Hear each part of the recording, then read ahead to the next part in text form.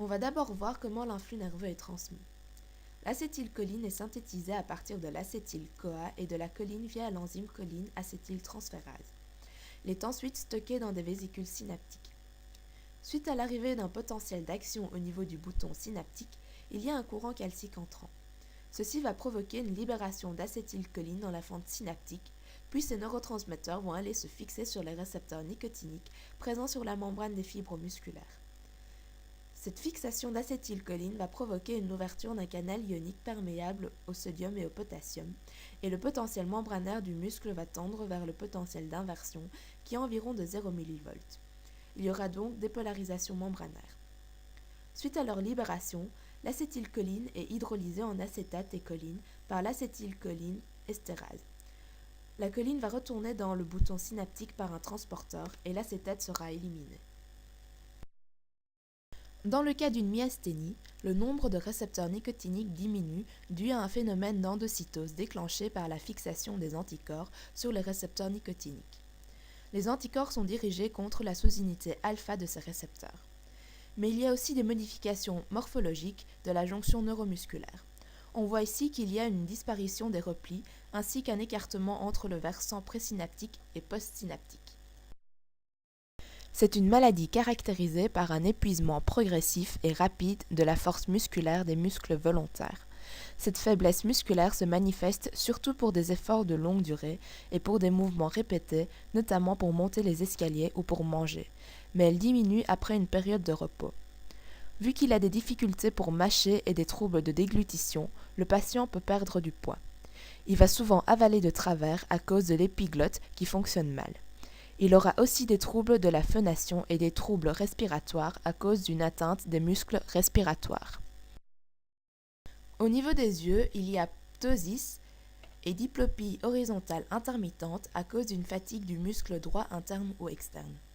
Étant donné que le mouvement conjugué des deux globes oculaires ne peut plus se faire, la projection ne se fait plus sur des régions homonymes des deux rétines, c'est pourquoi le patient voit flou.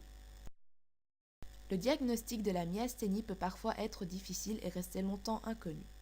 Pour faire apparaître le phénomène myasthénique, le médecin va utiliser des tests de répétition des mouvements, par exemple l'abduction répétée des bras ou l'accroupissement. La diplopie est la conséquence d'une fatigue du muscle droit interne ou droit externe. C'est pourquoi elle n'est que intermittente. À l'examen d'une diplopie, on examine chaque mouvement de chaque œil pour déterminer le muscle défectueux. Mais dans ce cas-ci, on remarquera que la diplopie est variable en fonction du muscle fatigué. On peut éventuellement faire un électromyogramme pour confirmer le diagnostic. On verra alors une diminution de l'amplitude du potentiel évoqué musculaire lors des stimulations répétées du nerf, mais la fréquence quant à elle reste normale. La pyridoxstigmine est un inhibiteur enzymatique réversible de la cholinestérase. Donc cela va entraîner une augmentation de la concentration de l'acétylcholine dans la fente synaptique et ainsi aider à améliorer la contraction musculaire en stimulant davantage les récepteurs résiduels. Mais une trop grande accumulation d'acétylcholine est toxique.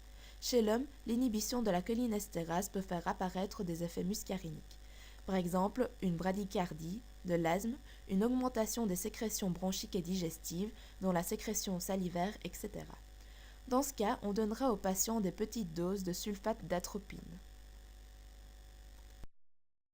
La myasthénie est une maladie caractérisée par la production d'anticorps dirigés contre les récepteurs nicotiniques au niveau de la jonction neuromusculaire. On aura donc une diminution de la force musculaire qui sera la cause de tous les symptômes caractéristiques de la myasthénie. Donc, ptosis, diplopie horizontale, asthénie, amaigrissement dû à des troubles de mastication et de déglutition, et enfin des troubles respiratoires. En langage simplifié, la myasthénie est une maladie où la transmission du message du nerf au muscle ne se fait pas bien. Il y a donc une altération de la contraction de tous les muscles du corps et elle peut causer différents symptômes, notamment une fatigue musculaire, des problèmes respiratoires, un abaissement de la paupière, une vision double et des difficultés pour manger qui peut être la cause d'une perte de poids. Comme traitement, on va donner aux patients de la pyridoxstigmine. C'est un médicament qui va aider le transfert du message entre le nerf et le muscle et donc il va améliorer la contraction musculaire.